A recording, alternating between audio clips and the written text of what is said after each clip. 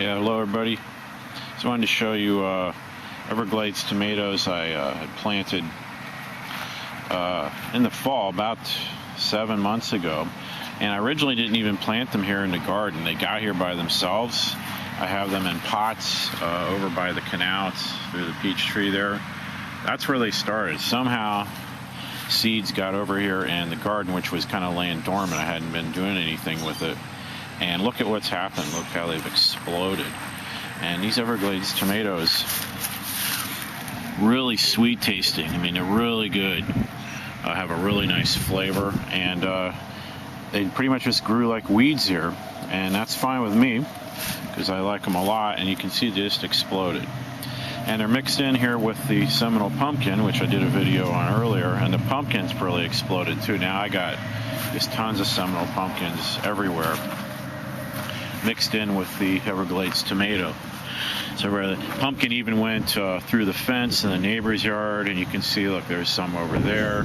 We had to actually move them out of the neighbor's yard because they were going over there. So I got two things that are native to Florida just exploding, and really no care at all. I mean, this original garden plot, had some fertilizer in it last fall, which I haven't touched since then. And things are just going like crazy. I mean, eventually it's going to need some more fertilizer, certainly, but highly recommend these Everglades tomatoes if you're in the South. They just do great, especially South Florida. And right beside it here, do have some peaches coming in. Pretty decent amount. I've had, better, and the big problem here is I have not been pruning the tree nearly like it should. There's a lot of dead branches, and I haven't been fertilizing like I should. Okay, so this tree here is doing really well. The one over here has died back a little bit, doesn't have a lot of fruit production. Again, it's probably a combination of not fertilizing, not pruning, but also it might be losing a little bit of sun. So I just gotta, you can't really be lazy with the peach trees and expect a huge harvest, although this is a fairly decent amount of peaches. I mean, it's plenty for me to eat. There's more than enough for the family to eat, but I've had times before where the branches were literally drooping with peaches when I was spending a little more time on them. So I'm going to try to do that this spring, clean this up, prune it, get some fertilizer down. So and these peaches are delicious, by the way. Just delicious. Really sweet taste. And some other things growing this time of year, fruiting. This is near the end of March.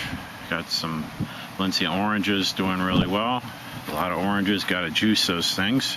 And the next crop you can see is coming in. And over here, got Guava. You can see the Guava starting to bud, so we'll get some fruits on this pretty soon. And our mulberries coming in over here. Coming in pretty high. Looks like I have a pretty good crop coming out of mulberries. They usually we get 2 or 3 crops of mulberries a year. Not unusual. Of course, look at the kaya. It's coming back. It's going nuts. I mean, some of these things are kaya branches that were just thrown on the ground and they started rooting themselves, which is pretty amazing. In fact, here's an example of that right here. Okay, that just did it by itself. And over here we got some bananas. Okay, there's one up there. And bananas are tricky because, they tend to come in all at the same time, and then you have too many bananas to eat. Here's another bunch. So you got to try to pick. You got to try to look for the first signs of yellow, and then start picking them and letting them ripen, outside. And then you might be able to get the harvest to come in a little more gradually, other than just waiting for them to turn yellow, because then you're going to have them all at once. Too many to eat. And look at this Mangrove Mango tree over here. It's flowering like crazy. It's going to make a crap load of mangoes this summer. So that's a good sign. And out here in the front yard, the loquats are still going. Be going for a while longer. Starfruit's still going. Starting to slow down, but there's still plenty of starfruit. And I got macadamia.